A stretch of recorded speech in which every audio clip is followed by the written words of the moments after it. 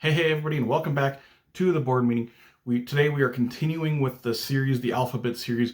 We are on to letter D. We're going to do my top 10 D games. And before I get to that list, you might notice in the background and like something's different. Well, I just moved all of my board games downstairs into the basement, and I didn't want to record there because the lights are really loud down there. So I'll try to figure that out and then start recording down there. It's kind of weird recording with no board games around me.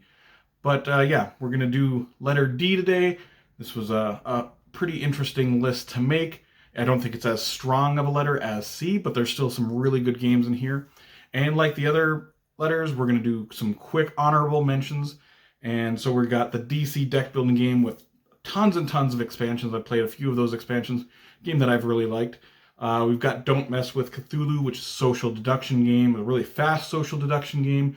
That's kind of my choice for social deduction games because it's just fast and simple and everyone can play it.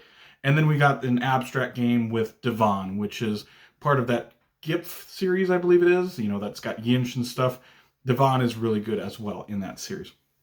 So let's get into our actual top 10 D list here with number 10. And number 10 is kind of a special game to me because it's the game that I've played with my son more than any other game out there. This is Dungeon Mayhem. This is a very quick, simple skirmish type game where you can play it. I think you can play like up to 6 players if you've got expansions for it. And it's very simple. You got cards that have symbols on them. On your turn, you're going to draw a card and play a card. And you're going to do whatever that card says for the symbols, but there's only like 3 different symbols. There's like attacking other people, healing yourself up, drawing more cards, getting to play another card. And it's just very, very fast. You know, everybody's got 10 health and you're just trying to be the last player alive. I've played this game a lot with my son. It's got that special place for me because this is one of those games that was so easy that I could teach my son when he was really little and he could really understand it. He really got into it, so we played this game a lot. My son, my nephew, have played it with my game group, even just adults, and we've had fun with it. So a simple game, but still enjoyable. So yeah, number 10, Dungeon Mayhem. Going to number 9. Number 9 is actually like the granddaddy, the godfather of deck building games. This is Dominion. This is the second edition version of it. And this is one of those games that really grew on me over the years. I bought Dominion after I was in the hobby for a little bit. I'm like, I've never played Dominion, so I went out and bought it. Played it a few times. I'm like, yeah, it's okay. I gave it to a friend of mine because they liked it more than I did. And then over the years, every time I play it, when someone else brings it or, you know, I get to play it with them, I'm like, yeah, that's a fun game. It's very simple, very straightforward, just building a deck of cards. In this one, you're trying to get the most points of it. It is straight deck building. It is the first deck builder game out there, the first one that's attributed to deck building. Very fun, fast-paced deck building game. So yeah, it's just one that grew on me over the years, and I wish I had. I play it a lot on Steam now, actually, the app version of it, and you can play through a game of that in like 5 minutes on the app, and it's just a fun game. So number 9 is Dominion Second Edition. Going to number 8. Number 8 is a worker placement game that uses cards. This is Demon Worker, and this is a pretty basic, straightforward worker placement game. But all of your workers are demon workers, and all of them have special abilities. Also, when you send out your workers to go do the certain specific tasks that you have them go to those spots, you have to pay them. You have to hire them, and you have to pay them whatever their hiring cost is to go send them out to do those specific things. And it's just, like I said, resource management. But what really is memorable about this game is those workers, there's a lot of different workers that have all these different special abilities, and that's what makes this game fun. I really like the theme of hiring these demons. You're like in hell, but it's a cutesy sort of artwork. So yeah, fun resource management worker placement game. Number 8, Demon Worker. Going to number 7. Number 7 is a party style game. This is Deception, Murder in Hong Kong. In this game, one player is like the forensic scientist, one player is the murderer, and everybody else is investigators. And everybody has clues in front of them, evidence cards, clue cards, whatever. And the murderer, everybody closes their eyes, and the murderer chooses 2 of the things that they're going to use that are going to be used for like the murder and evidence that are left behind. the only person who knows who the murderer is the forensic investigator. I believe I think that's what they're called. And they have a bunch of tiles in front of themselves that have a bunch of different words on them that are they're going to try to point to these words to show everybody who the murderer is, what the weapons that they used is, what the evidence that was left behind are. And it's one that can play high player counts, and it works really, really well. It's just a very simple, fast-paced, very engaging game. Everybody feels engaged the whole time. So number 7, Deception, Murder in Hong Kong. Going on to number 6. Number 6 is an abstract game. It's one of my favorite looking abstract games. This is Dragon Castle. This is a game that uses a bunch of these mahjong tiles, which look really nice. And at the start, there's like this basically a castle that you're going to be pulling tiles off of and putting onto your own personal castle that you're going to be building up. And you're trying to match symbols to score points. This is such a fun game. I really like it. But the thing that always stands out to me is at the end of the game, you've built up this big castle, your own personal castle of these mahjong tiles. It's just, like I said, it's just one of my favorite looking abstract games. It's a beautiful game. The mahjong tiles look really nice. So number 6 is Dragon Castle. Going to number 5. Number 5 is a game. The gameplay itself, I think, is okay, but how I feel playing this game, the narrative of this game is really what gets me into it. This is Dead of Winter, a Crossroads game. And you are a group of survivors during like this zombie apocalypse, and you are trying to go out and collect supplies while trying to fend off this zombie horde that just keeps coming after you. And you have interesting choices each turn. There's also this narrative that's going to be happening each round. And, if you do this thing activates, but you don't know what you're supposed to be, what will activate it, because the person before you or after you, I can't remember, is reading this card. And if you ever do that thing, then they're like, hold on, this is going to be happening now. And just crazy things happen. My friend has all the expansions and promo tiles for this.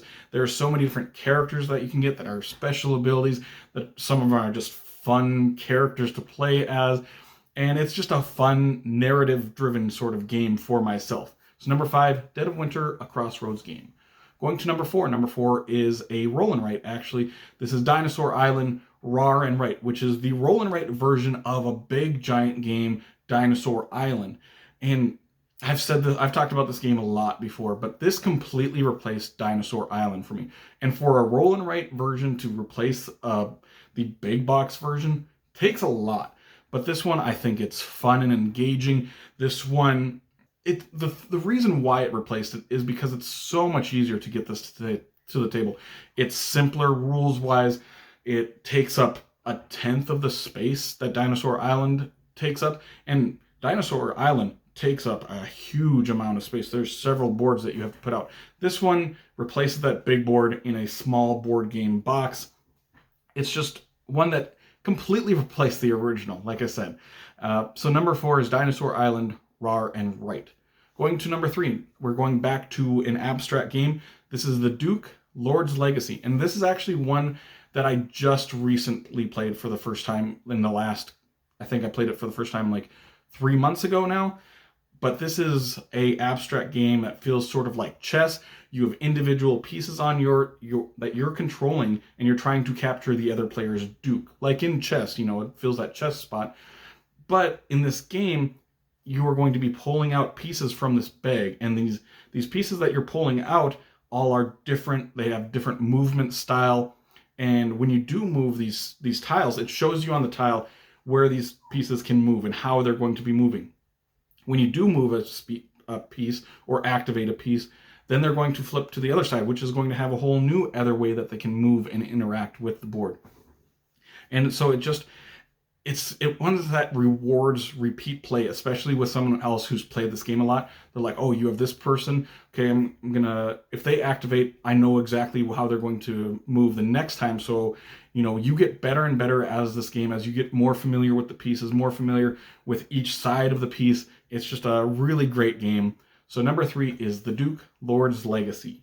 Going to number 2. Number 2 is a deck building, area control, worker placement sort of game. This is Dune Imperium, which the new updated version of it just came out, the Dune Imperium Uprising, which is the sequel, but it's very, very similar to this one. So you could put either of these games in this particular spot.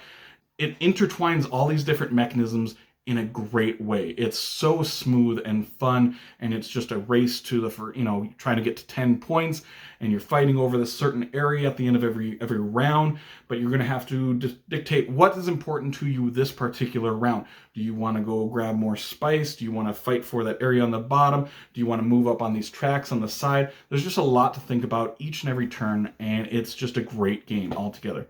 So number 2, Dune Imperium, or Dune Imperium Uprising if you really want to. And we're going to the number 1 D game. This one was a very easy choice for me because all these other games I think are really, really good. They're great games, but this number 1 is fantastic. This is a big, giant, epic game. This is Dwellings of Eldervale.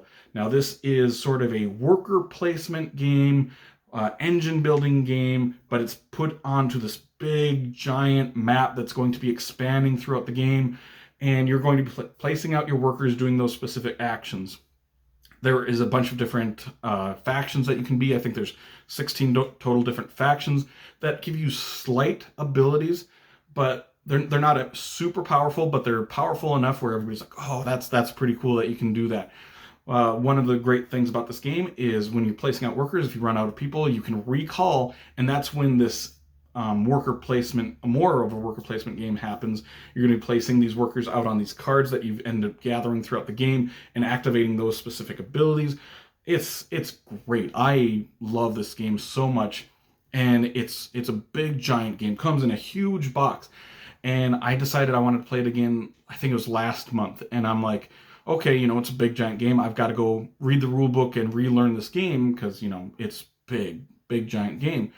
But as soon as I, started reading the rule book, I'm like, I don't need to read this. I totally understand how to play the game still. After not playing it for 4 months, I'm like, I think everything is very well done. It's very obvious, I think, how each step should work, and they work like that. It's very easy to get into. I mean, this is a 15, 20-minute game to teach, but after several months of not playing it, I knew exactly how everything still worked because everything just works how it should work, how you think it should work. Very good game. It's one that I really, really like. I like exploring all the different areas, trying different strategies, playing all the different factions. Just a great game. So number 1, Dwellings of Eldervale. Number 1 D game for me, pretty easily, actually. So that is the complete D list. Make sure to comment down below some of your favorite D games. And if you did enjoy this video, make sure to like and subscribe to see more weekly content from me, Shane, at the board meeting in the future. Hope you all have an amazing day. Take care.